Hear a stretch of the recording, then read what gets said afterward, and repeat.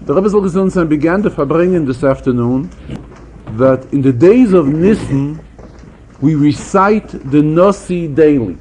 What is the contents of the Parsha of the Nasi? This takes us back to the dedication of the Mishkan.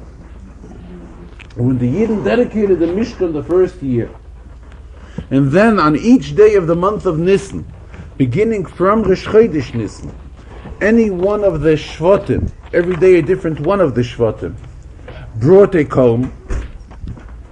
So to commemorate that, we today, on the same days, say the Nasi, which is the contents of the Parsha of whatever particular Shevet brought a korban on that given day. This is regarding the first 12 days of the month of Nisan. And this has such an effect to the extent that we don't recite Tachnun on these days. And not only don't we recite Tachnun on these days, but these days already lead us into the rest of the month. And the rest of the month we have the Yontif of Pesach, when we naturally don't recite Tachnun. And then, the end of the month, after Yontif, we again don't say Tachnun, because being that most of the month has already passed without reciting Tachnun, so for the rest of the days we also don't say Tachnun. As the Alter Rebbe writes in his Siddur, and the writings of the Alter Rebbe in the Siddur are something which is relevant to everyone equally, where the Alter Rebbe explains that in the entire month of Nisan we do not recite Tachnun. This is Negea the weekdays, as well as Shabbos when we don't say Tachnun, but there are still certain tefillas which on Shabbos we would say, on an ordinary Shabbos, which is Avarachmin before Musaf, and Tzidkoscha by Mincha, but on the Shabbosim, when we do not recite any Tachnun, we do not say these two things either.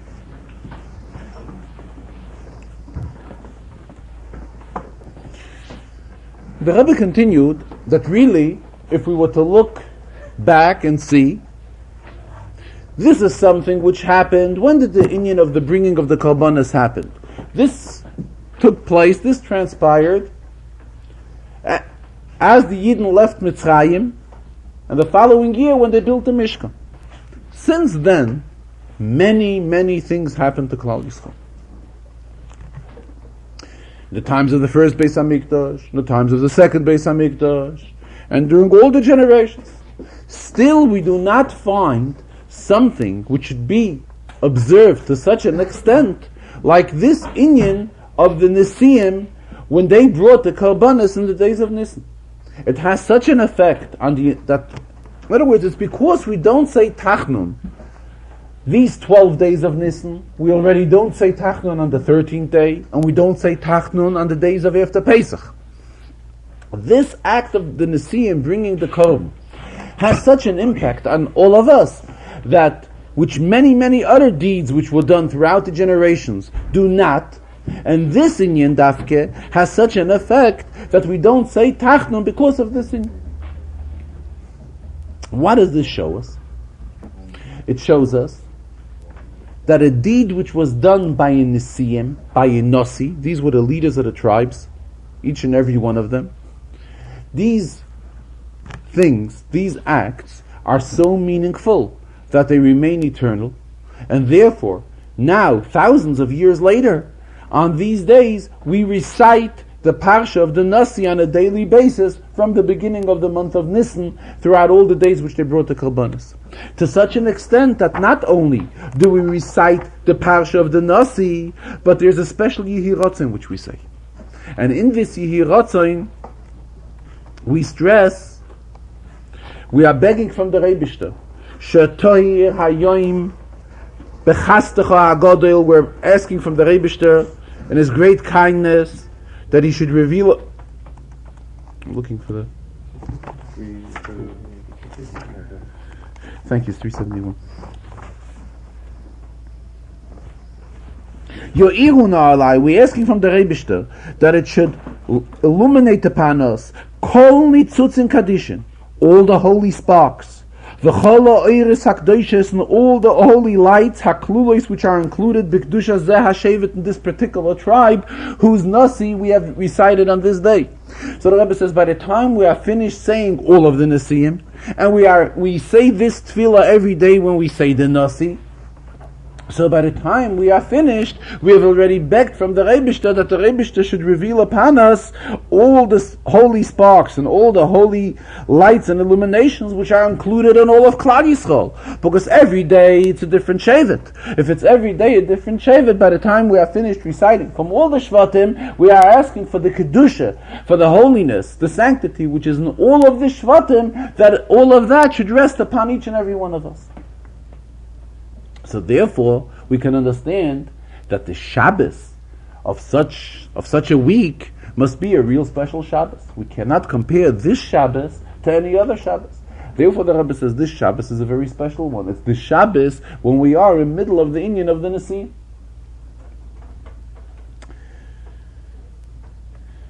Then the Rebbe continued that in general a question is asked, how do we say in the Yehiratzoin, if I am a descendant of this and this tribe, then all of these sparks of holiness should come upon me and so forth. First of all, there are those Yidden who are Kohanim and Leviim. So if one is a Kohen and a Levi, we know he's a descendant of Shevet Levi. He's not a descendant of any one of the other tribes. Then we are reciting this on a daily basis. We can only be a descendant of one Shevet. So in other words, the majority of the days when we are reciting this, we are not a descendant of those Shvatim. There are 12 Shvatim. 11 out of the 12, we are not a descendant of the 11 Shvatim. We are only a descendant of one of the Shvatim. So how do we recite every day during these 12 days, if I am from this and this Shevet, then we are asking the Rebishter that all of this holiness should be upon us. So the Rebbe explained this is based on an interpretation given by the Frierdiker Rebbe. First of all, regarding Kohen and Levi, we see that this person is a Kohen. We see that he's a Levi. We see that he's a Kohen. He comes Yontif, he gets up to Duchen, and he duchens with a bracha, and he recites the Hashem's name to go ahead and duchen. So obviously, this person is a descendant of Kohenim, which means he's a member of Shevet Levi. The same we see the Levi, he goes and he pours the water on the hands of the Kohen when it comes Yontif, and so forth. So he's doing acts which belong to Leviim. So how can he be a descendant of other Shvatim? So this the Rebbe explained, as mentioned, based on an interpretation of the Frierdiker Rebbe, that this can be understood based on the concept of Gilgul. We know that the Neshamas, which we are now, is not necessarily, it's not the first time that the soul has came down. This Neshama was down previously. It could be that in the previous Gilgul, we may have not been a Kohen. In the previous Gilgul, he may have been from a member of a different Shevet. Also, there's another concept which is explained in Tanya, the Alter Rebbe refers to it, an Indian of Ibur. Ibur meaning that at times a Neshama is blended with another Neshama. And this other Neshama could be from a different Shevet. When we are talking about us being descendants of various Shvatim, this individual may be a Kohen or a Levi, and therefore he cannot be descendant of another Shevet, but still he could have a Shayches through Ibur or through Gilgul to other Shvatim. This is regarding the entire concept of reciting the Nesiim throughout all of the 12 days. However, in particular, regarding today's day, today 5 days in the month of Nisan, today, the Yom HaChamishi, it is the Nasi of the tribe of Shimon. What kind of lesson can we derive from the inyan of Shimon? So being that what we are talking about is an inyan of bracha, an inyan of blessing, so if we want to search for an inyan of blessing, let's search in the Torah, where do we find an inyan which deals with blessings and is related to the Shvatim? So it's not hard to find. That's what we find in Parshas Vayikra, the inyan of Birchas Yankov, the blessings which Yaakov gave to his sons before he passed away. And as we know, What does that parsha refer to? Birchos Yaakov. That's the title of the parsha. The title of the parsha is, it's the brachas of Yaakov. Though, if we look into the details of the psukim, we will notice that especially when Yaakov addressed the first group of sons, it is the message which he related to them is not an inyan of bracha. He criticized them, in fact. This is when we start getting involved into the details of the psukim, and we look into the commentary of Rashi and to other commentaries. But when we look at the general idea, what is that parsha referred to as? That parsha is referred to as Birchos Yaakov. What is the inyan of a bracha? In other words, mentioning the inyan of Birchos Yaakov, the Rebbe explained in general, what is the inyan of a bracha? We give somebody a blessing. What is the inyan of a blessing? The Rebbe brought an example. When Yaakov Taka was about to pass away, and Yosef came with his children to him, and Yaakov put his right arm on Yosef's younger son, and his left arm on Yosef's older son. And Yosef was kind of not happy, and said, "Father, this is not the way it should be," and wanted to move Yaakov's hands, and wanted that Yaakov should give blessing to his right hand is an expression of more blessing, that should go on his older son, as opposed to the left hand, which should go on the younger. And Yaakov refused. So Rashi tells us, and Chazal tell us, why? Because Yaakov saw what will be coming out of his older son, that there will be sinners coming out of his older son, so therefore Yaakov preferred giving the extra weight of blessing to his younger son. But the question arises, Yaakov could have given a bracha to his older son to such an extent that no problems would be there. If he's already in a position of pouring blessing, why did he have to switch around? Give the older one less of a blessing, and something which should arouse by Yosef a feeling of discomfort. He could have originally given such a strong bracha to the older son that what he's giving the older son should be that there shouldn't be sinners descendants of him, and therefore it wouldn't be any problem.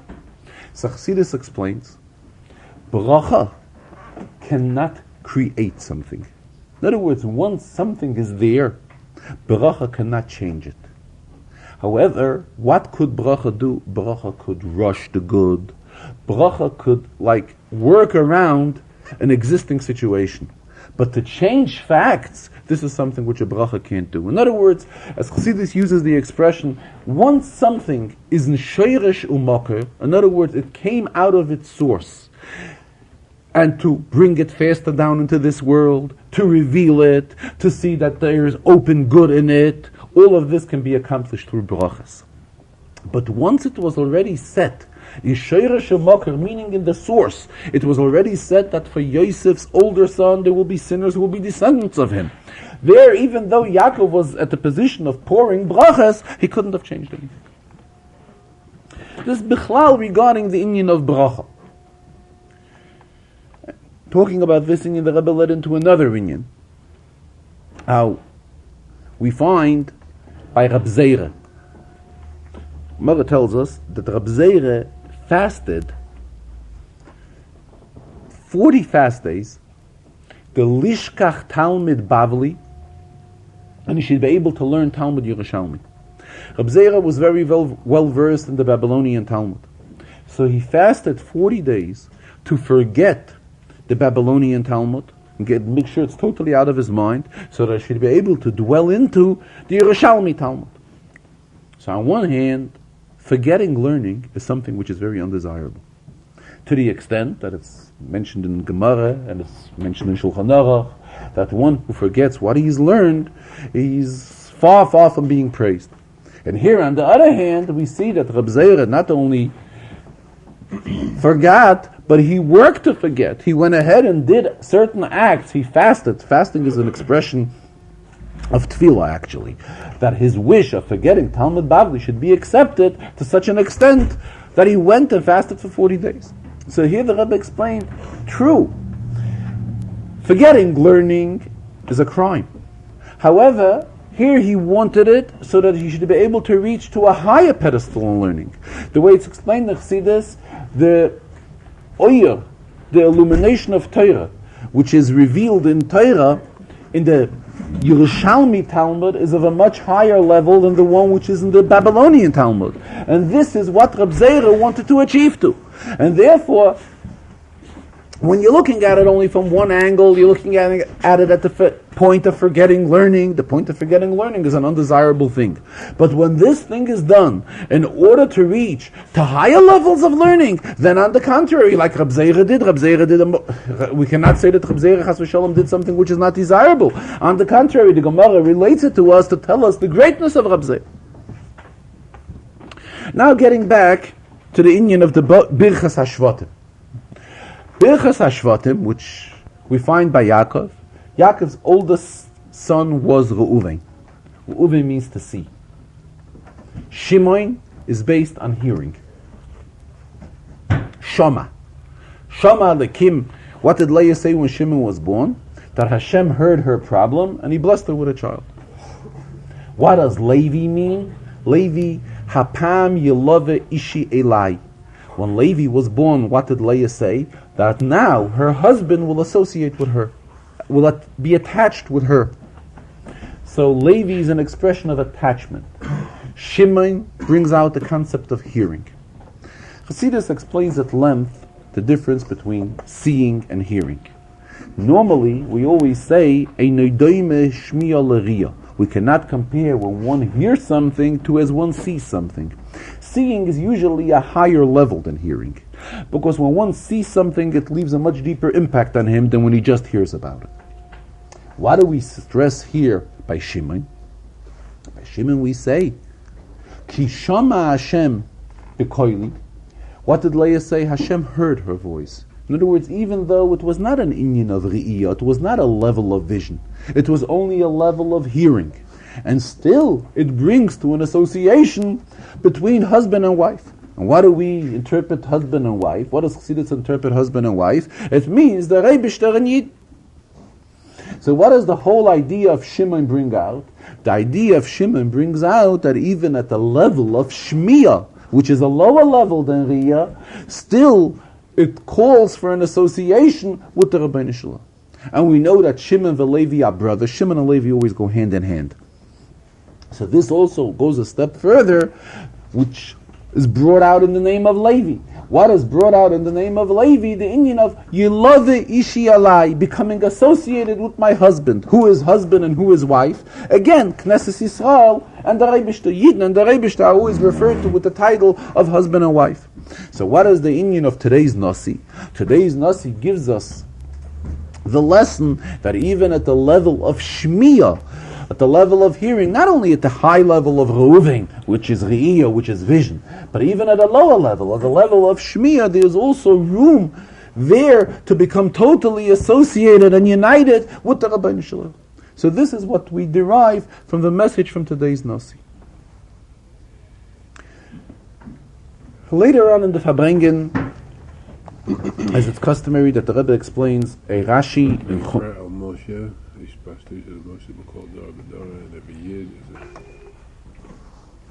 and the Rebbe continued that this parsha is Vayikra we read today. Vayikra means Vayikra el Moshe, that the Rebbe called to Moshe. We know what Chassidus stresses behalf of the Zoya, that every Yid has a spark of Moshe within him. And this is the call of Vayikra el Moshe, of the constant call which is coming from the Rebbe to each and every one of us. And what is the call for? As we read further in the Psukim, Adam ki yakriv mikem kol mel Hashem. And Chassidus explains what is the whole idea of a korban. The whole idea of a korban based on Rabbeinu Bechaya. Rabbeinu Bechaya says that the word korban stems from the word kiruv, to get close. What is the idea of a korban? When a Yid brings a korban, he gets close to the Rebbe. It creates a closeness between him and the Rabbeinu Shalom. Now when we're talking in the spiritual sense of korbanos, now especially now that we cannot even bring korbanos physically, what is the whole idea of korbanos? That a Yid gets closely associated to the Rebbe. In fact, the Rebbe spoke later in the Farbrengen, the famous question which the Alter Rebbe asks from the Likutei Torah. The pasuk uses the expression, Adam ki yakriv mikem kol mel Hashem. If a person amongst you will decide to bring a korban, the following will be the rules and regulations of the korban. So the Alter Rebbe asks in Likutei Torah, obviously, from a grammar point of view, the pasuk should have used an expression, Adam mikem, a person of amongst you, ki yakriv korban l'Hashem, when he will decide to bring a korban. The mikem should have been earlier. The mikem should be right away after the Adam. Adam mikem, a man amongst you who decides to bring a korban. This should be the rule. The mikem is put after the korban. Adam ki yakriv mikem korban l'Hashem. So what does the Alter Rebbe explain? That in here lies the entire secret of spiritual message of a korban. That when a Yid brings a korban, it is not just sufficient that he brings the sheep or whatever he brings for a korban. The idea of a korban is Adam ki yakriv mikem korban l'Hashem. The korban has to be from you. In other words, a Yid has to take from himself. In other words, the message of the korban is that it has to affect himself. The bringer of the korban, the one who's contributing the korban, has to bring the korban, and this has to bring him closer to the Reibishter. He has to give of himself to the Reibishter, as Alter Rebbe explains. In other words, things which times may seem to a person hard and inconvenient and undesirable. So this is what the pasuk says: give of yourself. We have to give of ourselves. Adam ki yakriv mikem korban l'Hashem. The korban has to be brought from you. In other words, not just you are making a physical gashmistic contribution by making a korban, but the korban has to affect you as a person, to the extent give of yourself when you are contributing a korban. In addition to the Rashi and the Rambam, the Rebbe explained today, the Rebbe also spoke, continuation to what he spoke about last week, and in fact in the message, in the Pesach message of the Rebbe, this union is also stressed very strongly. What the Rebbe stresses that Yidden have 3 simonim, 3 signs by which a Yid can be identified. And what are they? The Gemara says. The Gemara says a Yid can be identified with 3 simonim: Baishonim, Rachmonim, and Goyim Lechasodim. Which means that a Yid has a feeling of embarrassment within himself, a feeling of shame. That's by shonim. The second fact is that he has a feeling of pity to help somebody else. And the third fact is that he's a goymel chesed, that he goes ahead and does good, expresses kindness, helping others. A little bit spoke about it already last week in more detail, how first and foremost it is necessary for a person to be a baishon. What means a baishon? When a person is ashamed, what does it mean he's ashamed? Person creates within himself a feeling of shame. This means that he feels that he has not reached his proper level. There's room for him to go higher. And therefore, it kind of like breaks him. He's a baishon. So Rebbe today spoke in such a way. There are people that when they are sitting in their room, in his own daled amris, in his own 4 cubicles, here it is easy for him to create within himself the feeling that he is a baishon. He has broken himself and he's ashamed. He's ashamed of his spiritual position, which should and could be much nicer. However, once this person has already received an appointment, and he's a chashuv person, and this person is going out of his own daled amris, and he's going out into the street, here, how can we demand from this person that first and foremost, before he does acts of kindness, which is rachmanis, we say that before that he has to create within himself a feeling of baishanos? How can we demand that from him? He will say it is not suitable for him to be a baishon. It is a question of kavod ha-Torah. It is a question of the pride of Torah. He doesn't even mean his own honor. He means the honor of Torah. And the fact that he's not lowering himself to the level of being a baishon, to the level of creating a feeling of shame within himself, it's not his own honor. He's out to protect the honor of Torah. And this, the Rebbe says, is wrong. This criteria of a Yid having these 3 signs of identifications applies to each and every one of us. And applies to each and every one of us at all times. Regardless whether we are in our own private rooms or we are in the public eye, and in a public position, it is demanded. This is an identification, a way how we can identify a Yid. A Yid has to have these simanim within him, and what these simanim are in a sequence, in this order. As the Rebbe explained last week, brought out a difference how the Rambam lists it and the way it's listed in the Gemara. The Rambam lists it in this sequence because this is the halacha. The sequence is that first the Yid has to know that he is a baishon, meaning he's ashamed. He has this feeling of shame, which means he could have been better, he could have been nicer, he could have achieved more, he could have accomplished more. Once he has gone through this feeling of baishanis within himself, then he can go ahead and practice rachmanis and practice pity on others. And then the expression of rachmanis, the expression of pity, will be a totally different one, as if it wouldn't have this introduction of baishanis. And talking about the fact that the Rebbe learns Rambam every week, Rebbe says it's of particular interest this week because now we are in the days of Nisan, and in the days of Nisan, Erev Pesach, 14 days in the month of Nisan, it is the birthday of the Rambam. And it is interesting that regarding the birthdays of many of the Gedolei Yisrael, we do not know them. Though they were born, and they all had a bris, and obviously their bris was celebrated as a Jewish bris is celebrated, and still we see that it is not recorded that we should know the birthdays of most of the Gedolei Yisrael. And regarding the Rambam, we do know his birthday. We know his birthday, and not only do we know his birthday, we know what hour of the day he was born. What hour on Erev Pesach. So therefore, it's of extreme warmth and closeness that in these days it's most appropriate to discuss an inyan in the Rambam. The inyan in the Rambam, which the Rebbe discussed this afternoon, and the Rebbe says it's very appropriate that in the Rambam, which we are learning today, it's the halachas of chametz or matzah. So it's again an inyan which has a shaychus to Pesach. In Svarim, the Rebbe continues, there's a question which is discussed.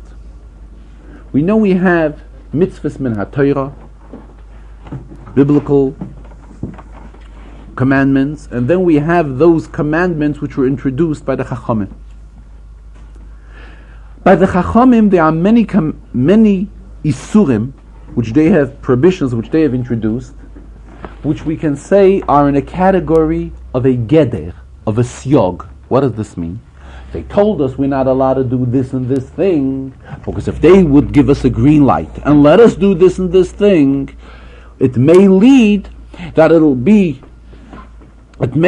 a free hand that the next step we will transgress an Issar of Minatayr in this particular area. So that's why the Chachamim, in order to make sure that we are not going against a biblical Issar, it's something which Minatayr we are not allowed to do, they have put gates, they have put a fence around Torah. This is what we say in the first Mishnah of Pirkei Avos. Va'asu siyog la Torah. Make boundaries around Torah. What do we mean by making boundaries around Torah? To guarantee that the person will not do something against a Torah dike inyan, a midaraisa dike thing. The Chachamim have introduced various gzeiras siyogim. Now the question arises as follows: Min ha-Torah, from a biblical point of view, are there any inyanim, are there any mitzvahs or loiseses, positive inyanim or negative inyanim, which the Torah tells us not to do, and the only reason is also because we should not come to be over on another issa. In other words, this inyan of putting boundaries to asus yog la Torah, is this something which only the Chachamim have done, or do we find this also in Torah? So if we look through the Shiurim of Rambam, which we are learning these days, where it is explained that not only are we not allowed to eat chametz as of Pesach Eve, which is the night to the 15th, but we are not allowed to eat chametz on the day of the 14th. So obviously, we can come to our mind, why are we not allowed to eat chametz on the day of the 14th?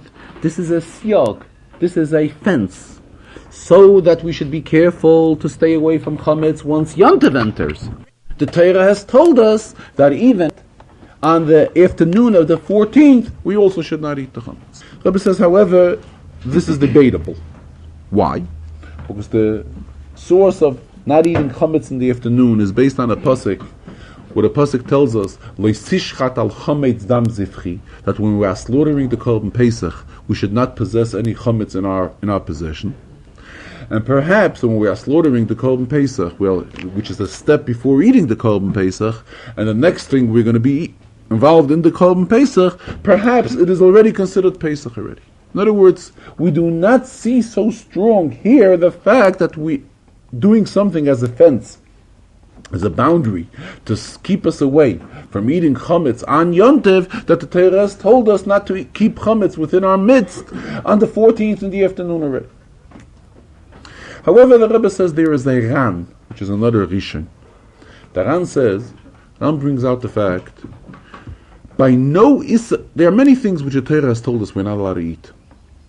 But at the same time, the Torah does not say, not only are you not allowed to eat it, but you're not even allowed to have it. You're not allowed to possess it. You're not allowed to see it. All of this the Torah doesn't tell us by any other thing. Where does the Torah tell us this? Only by Pesach. Why? Why is the Torah so strict by Pesach and not by any other Isur?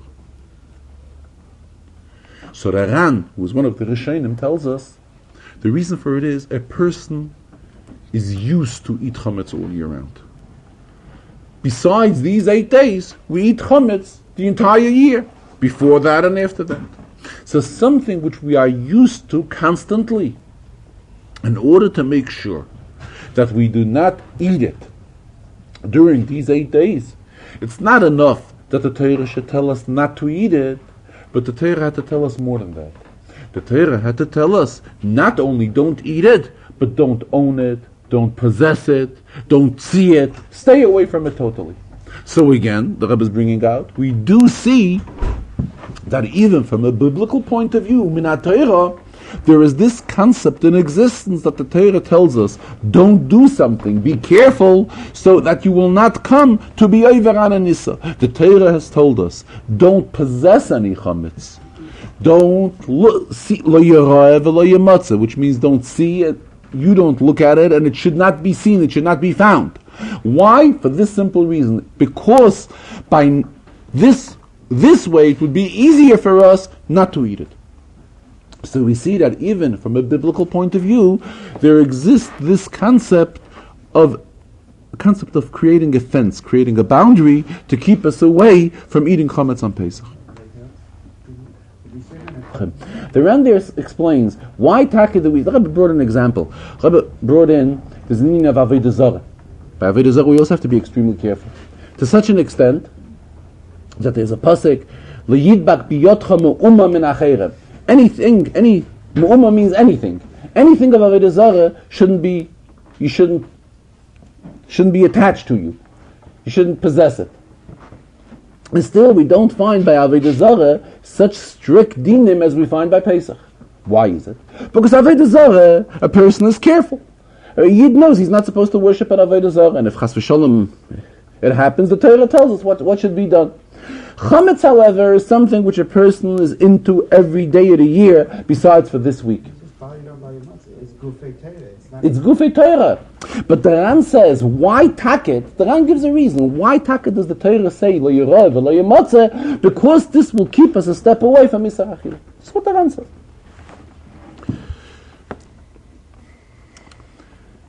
Now,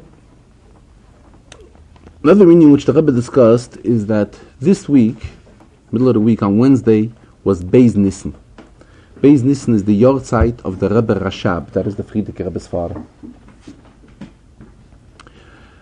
In fact, middle of this week, there's a message from the Rebbe, where the Rebbe suggested that it would be proper to be keveya itim, to learn a maimer, the first maimer which was said by the Frierdiker Rebbe.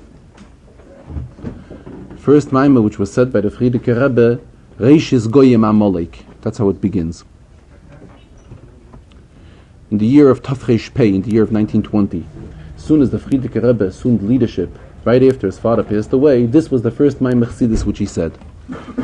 In today's Farbrengen, the Rebbe spoke about this maimer, and he explained it as follows. explained, we find there's a Chazal. The Chazal tell us David HaMelech begins the Tehillim with Ashrei Hoish. So Chazal say, Bameh Desayim Moshe Posach David. With what Moshe concluded, this is what David began with. Moshe, before his passing away, also said, Ashrechem Yisrael. And David, when he began his Tehillim, also begins with the words, Ashrei Hoish. This is the same we can say regarding the Frierdiker Rebbe and his father. The last Maimer, which was said by the Rebbe Rashab, by the Fried, was on Purim, before he passed away, 2 weeks before he passed away, which begins Reishis Goyim Amalek, where he discusses about Amalek. The first Maimer, which was said by the Frierdiker Rebbe, is also one which begins Reishis Goyim Amalek.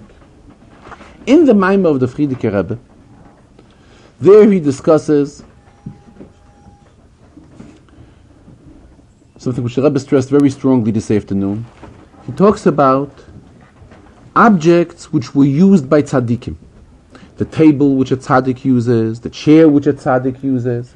And in that Maimer, the Frierdiker Rebbe stresses very strongly that in objects which are used by tzaddikim, there's a sanctity, there's a holiness which remains in these objects eternally.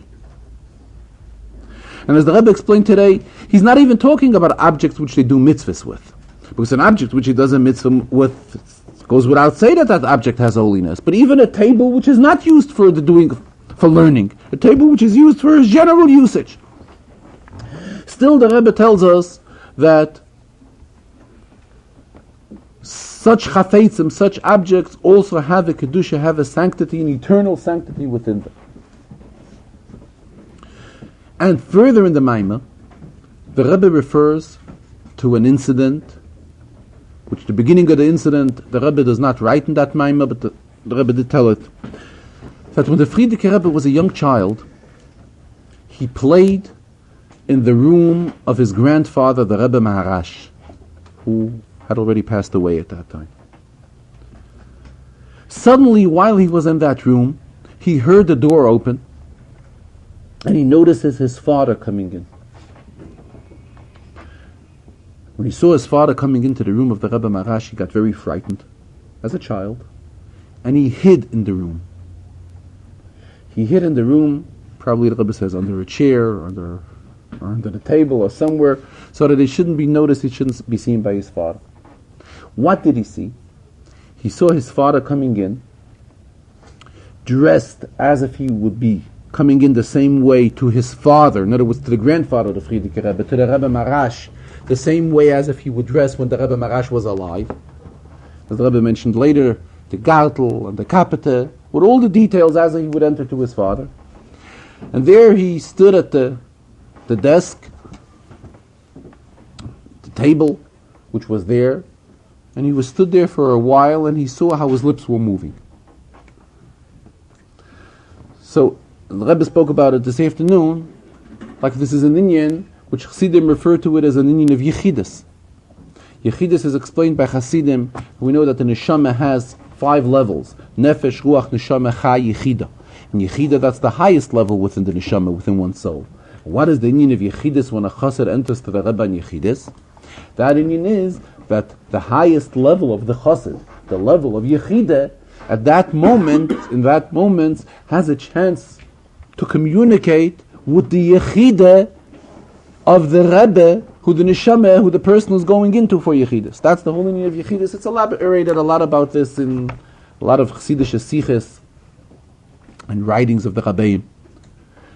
And the same, in other words, the Rebbe Rashab addressed his father and went into his father's room, even though after his father was not living here anymore. B'chayim chayose be'almadein, living physically in this world. And he's talking about this. The Rebbe said that he's aware that there are many customs, many Chassidish yards, or by Gedolei Yisrael, where the table which the Gadol B'Yisrael used to learn on, after 120, then this table is taken, and the orein, the coffin, is made from this table. So then, Definitely goes without say that there is a sanctity in this orin. No question about it. Just like an orin, when we use the term orin that possesses luchis within it, the same, this orin possesses a tzaddik within it. But even when this is not the case, when the case is totally different, where the table remains a table, and we're talking about a table which was used for a general usage, or any other of the kalim which a tzaddik uses, and any of the kalim which a tzaddik uses, there's an eternal sanctity which remains in all of these kalim which were used by the tzaddik.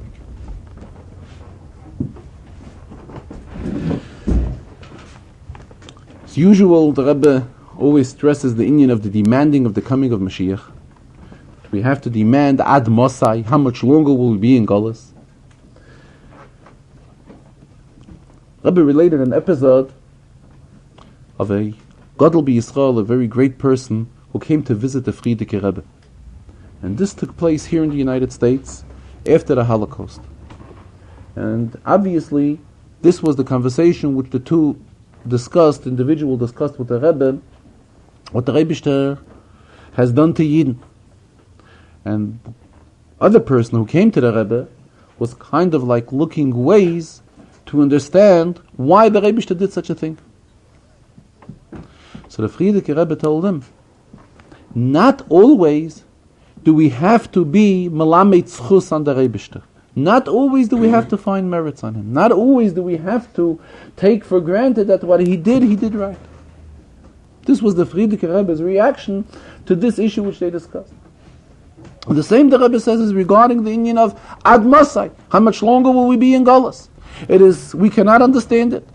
It is kolu kol hakitzin. Kates means a date, a time when Mashiach was supposed to come. All these times have already passed. We find in Chazal indications on certain dates, and then we find throughout Jewish history from Gedolei Yisrael various indications on certain dates and years when Mashiach was supposed to come. Until it is brought in Chassidus, a date from the Alter Rebbe, and it is in the writings of the Frierdiker Rebbe. When the Frierdiker Rebbe demanded very strongly la'alter l'tshuva, la'alter l'gula, an immediate response to tshuva which will lead to an immediate response to geula. There the Frierdiker Rebbe was indicating that in Tafshin Gimel in 1943 Mashiach will come. And that has passed and Mashiach has not come either. So the Rebbe says everyone, it is the Rabbeim, the Nesiim, everybody is demanding from the Rebbe ad Masai. How much longer will the Rebbe keep us in Golus? The time has come that the Rebbe should take us out of Golus and should take every single Jew out of Golus. As the pasuk says by Mitzrayim, Binoreinu biskeneinu, our young and old, Bivaneinu bivneseinu, our sons and daughters. Everyone, we should all be taken out of Golus, and the Rebbe should not keep us one extra second in Golus. The Rebbe says we don't even have to wait for Pesach. Why wait for the 15th day in Nisan? Let it be that when the 15th day in Nisan will come, we should already be out of Golus. There's no need to wait. Keheref ayin, the split second, the Rebbe could take us all out of Golus. And again, kept on stressing ad masai, how much longer will we be in Golus? And everybody, the Rabbeim, the Nesiim, everybody is demanding from the Rebbe should take us out of Golus. As it's customary in the Farbrengens that the Rebbe learns a Rashi, the Rashi which was learned in today's Parsha is in Kapitel Daled in Vayikra, Pasuk Chav Beis, thank you. Pasuk says, Asher Nosi Yechta. What will be when a Nosi, when a leader of Klal Yisrael will sin? And the Torah goes on giving the specific instructions what type of korbanos have to be brought. What does Rashi say? Rashi quotes the words Asher Nosi Yechta. Rashi says Loshen Ashrei. Ashrei means praised. And Rashi goes on Ashrei Hadoyer. Praised is the generation Shahanosi Sheloi, that the leader of the generation, Noisen Leiv, pays attention to go ahead and bring a forgiveness on what he sinned. In other words, praised is the nation that the leader of the that is worthy of having such a leader, that a leader can agree that he has sinned. Why does Rashi have to get into this whole explanation? Rabbi continues. So there are those commentaries in Rashi that say, because the pasuk here uses the expression Asher Nosi Yechta. Why Asher? Constantly, until now in the Parsha, whenever the Torah is talking, if a person will sin, Torah uses the expression im. If this one will sin, if that one will sin, this and this shall be the regulations. The Torah here does not use the expression im. The Torah makes a change and uses the expression asher. If. Asher normally we would translate if. If the Nasi will sin. Why did the Torah by a Nasi change the expression from im to asher? This is an indication, this brings out another message. Asher stemming from the word ashrei. Praised is the generation that is fortunate to have such a leader that admits when he sins and goes ahead and brings a code. The Rebbe went into more details of the pasuk. The Rebbe said that grammatically, and it's also brought in Svarim, the pasuk should have said Nasi asher yechta. And Nasi, when he will sin.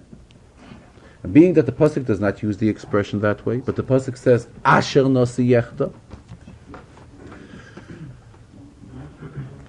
The Rebbe mentioned, we know that there is a klal in Torah, ein mukdam u'ucha b'Torah. The Torah could relate things that happened later, could be mentioned earlier, and things that happened earlier could be discussed in the Torah later.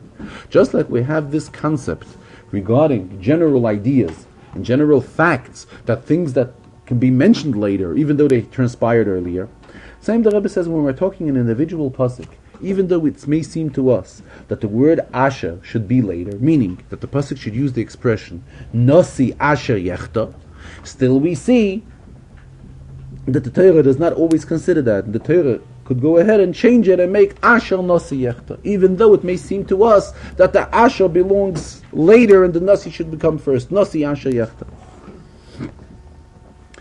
The Rebbe is explaining, the way the Rebbe is learning the Rashi, we see every word in Rashi is extremely accurate. Rashi uses the expression Loshen Ashrei. It's an expression of praise. Why does Rashi say it's an expression of praise? Why Rashi should have said Pirush Ashrei. It means Ashrei means praised is the nation that is fortunate to have such a leader. Rashi doesn't say that. In other words, what the Rebbe is learning is not that this is the real meaning of the word. The real meaning of the word is Asher if. Asher Nasi Yechta, if a Nasi will sin. But again, Asher also, this is not, Rashi cannot say Pirush Asher, the interpretation of Asher means praised is the generation that has such a leader. Because that's not the meaning of the pasuk. The meaning of the pasuk is Asher if.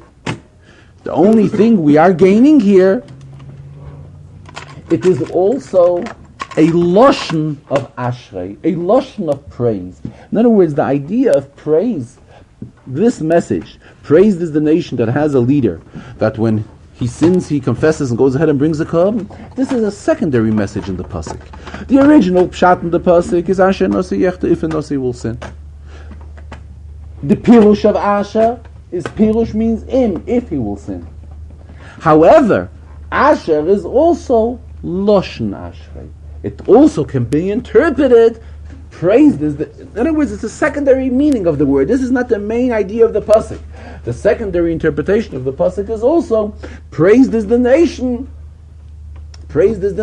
that is so fortunate to have a leader that when he sins, he goes ahead and brings a kol. The Rebbe concluded the Farbrengen that being that we are now beginning Parshas Tzav, in Parshas Tzav, Tzav is Bnei Yisrael. Go ahead and command the Yidden. So Rashi tells us that Tzav is an expression of zirus, rush them up.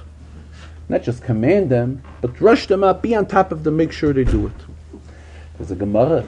The Gemara says, Ein mizarzin elo limizurazin. What does that mean? Whom do we rush? The one who is already rushed. When we see the appropriate person who is rushing to do a Dvar Mitzvah, when we rush him to do the Dvar Mitzvah, then it will add to his rush, and it will even impact on the person that he will really run and do this particular inyan which he's told to do. And the Rebbe is lending this expression. He says, now that we are in the beginning of Nisan, it's appropriate, a mizarzin ela lemizurazin. In other words, it's a reminder to everybody to utilize the remainder days of Nisan, that the days of Nisan should be utilized as they should be, one should prepare himself for Pesach. The Rebbe said everybody should see to prepare himself for Pesach, to prepare his fellow fellow friend for Pesach, and also to see that we all prepare Klal Yisrael, that Klal Yisrael should be properly prepared for Pesach, in the spiritual level as well as in the physically, to see to it that everybody has Kazayis Matzeh. And also the Rebbe stressed very strongly the inyan of Mois Chitim, which is an old Jewish custom to contribute to various charity funds, which the responsibility of these funds and it's the responsibility of every individual to see to it that every Yid has the means to be able to celebrate Pesach as it should be, to be able to have a happy and kosher Pesach with a joyous Pesach and have all the inyanim which are needed for a Seder, for the expenses of a Yantiv. And therefore we shall contribute towards these causes of Mois Chitim and Kimche de Pischa, as it's called in many other areas, other communities. We find the expression as well, which the bottom line of it is that all of these are funds which see to it that every Yid fulfills the Pesach and every Yid has the means to be able to have a kosher Pesach, an enjoyable Pesach, a kosher and a freilichen Pesach. The Rebbe added on, just like we find by Mitzrayim, that the Rebishter was a Posach al Bote B'nai Yisrael. The Rebishter, on the evening of Mitzias Mitzrayim, the Rebishter jumped over the Jewish homes and plagued only the homes of the Mitzrim. Why was it? Because the Jewish homes were a home which are suitable and desirable for the dwelling of the Shechina. And here the Rebbe again reminded us on the inyan which the Rebbe has been talking about lately, that every Jewish home has to be suitable to be a mikdash and a mishkan for the Rebishter. And this applies to adults, and this has a particular call to children, that children should see to it that their rooms are such that they can accommodate the Rebishter in their midst, an area which is suitable for a dwelling place for the Shechina. And the Rebbe again mentioned the famous call which the Rebbe has been talking about recently, that we should see to it that every child should have his own siddur, his or her own siddur. Every child should have their own sefer. And every child should also have their own pushke. And being that now it is before Pesach, to see to it that every child should have his or her own Haggadah as well.